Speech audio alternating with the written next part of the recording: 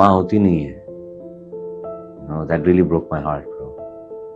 That really broke my heart. So वैसे चीजें मैं सोच के ना ऑटोमेटिकली ये हो जाता है।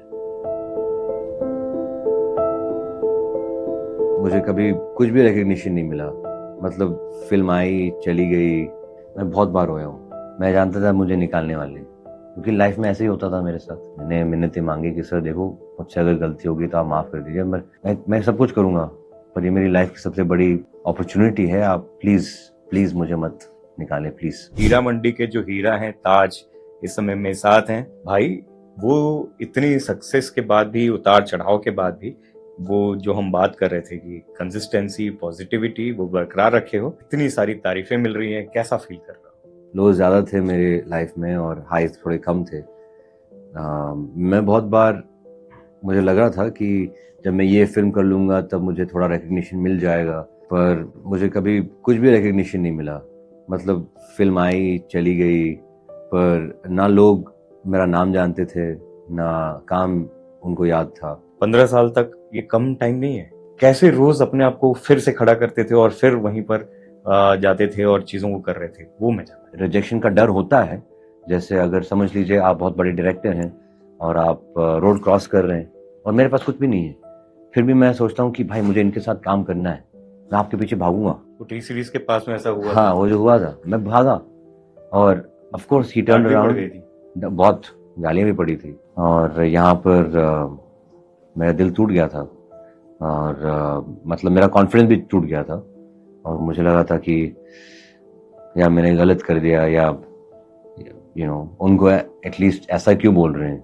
मतलब ऐसा नहीं है कि मैंने एक फिल्म भी नहीं की है, मैंने की है फिल्म, राइट, फिर भी मुझे ऐसे बात करें। वो उन लोगों में ये भी बता देता हूँ, कुछ लोगों ने ये बोला कि टीवी में छोटा काम कर लो, एक्टिंग नहीं कर पा रहे हो, या कुछ लोगों ने ये भी बोला कि ज्यादा अच्छे दिखते हो फिर रोल एक्टिंग नहीं कर पाओगे, ये सब चीजें भी हुई। ये because there was a phase जहां पर उनको लगता है कि अगर आप अच्छे दिखते हैं तो आप एक्टिंग नहीं कर पाओगे, क्योंकि आप मॉडल हो, और मैं I don't even blame them, क्योंकि मैंने भी बहुत अच्छे बहुत खूबसूरत लड़के लड़कियां देखी हैं, पर एक्टिंग के नाम पे जीरो है। ऐसे भी कई बार होता था ना कि रोल के लिए फाइनल हो गए, कॉन्ट्रैक्ट्स बन गए और दूसरे से पता चल रहा है कि फिल्म में आपको नहीं, या फिर आपने देखा कि फिल्म तो आपने की थी, रोल ही कट कर दिया गया। मैं रोने लग गया था और फिर मैं बस अपने शेल में मैं हो गया था बस। I was crying a lot. मैं वो क्लास कर ही नहीं पाया। मैं 1 घंटे के लिए मैं बस रो ही रहा था। ऐसा नहीं है कि मैं बहुत बार रोया हूँ।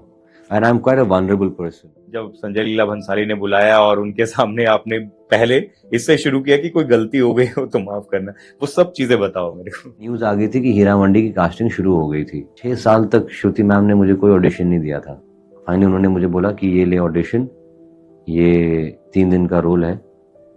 तो पहले तो मैं और तुषार ने सोचा कि यार क्या यार, इतना कुछ करने के बाद हमें 3 दिन का रोल मिल रहा है, मतलब इतने बड़े शो में 3 दिन का रोल, मतलब ठीक है कोई बात नहीं। तो मैंने हाँ बोल दिया, ऑडिशन कर लिया, सिलेक्ट भी हो गया, कॉन्ट्रैक्ट भी साइन कर लिया मैंने। अचानक से जब सर का कॉल आता है उनके ऑफिस से कि सर आपसे मिलना चाहते हैं, तो पहला थॉट ये था कि 3 दिन के रोल के लिए क्या मिलना चाहते हैं, क्यों मिलना चाहते हैं। तो मैंने सारा अपना जिंग बैंक सारा मैंने उनको बताया कि मैंने सर यहाँ से शुरुआत की थी और ये सब करके अभी मैं यहाँ पे पहुंचा हूँ। और उन्होंने कह दिया था कि भाई तूने काम तो बहुत बड़े बड़े लोगों के साथ किया है और काम भी अच्छा किया है, पर कोई तुझे जानता नहीं है। उन्होंने कहा कि चल श्रुति, इसको ये रोल मत दे, इसको बलराज का रोल दे। तो मैं तो मतलब शॉक हो गया था कि मेरा रोल बढ़ा रहे। हाँ, मुझे हमेशा मतलब निकाला जाता था, मैं काट दिया जाता था। बोला चलो ठीक है, इसका लुक टेस्ट करा दो। बोला ठीक है, मैं कल जाता हूँ सर। तो मैं गया, लुक टेस्ट सब मैंने किया। अचानक वापस 2 हफ्ते बाद जब मैं साइन करने के लिए जा रहा था, फिर कॉल आया, सॉरी सर ने चेंज कर दिया अपना माइंड।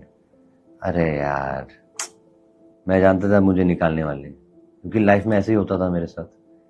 तो इसलिए मैं जब गया था तो मैंने उनके पैर पकड़ लिए। बोला सर देखिए, मैंने मिन्नतें मांगी कि सर देखो, मुझसे अगर गलती होगी तो आप माफ कर दीजिए, मैं सब कुछ करूंगा, पर ये मेरी लाइफ की सबसे बड़ी अपॉर्चुनिटी है, आप प्लीज प्लीज मुझे मत निकालें प्लीज। और मैं तो डरा हुआ था।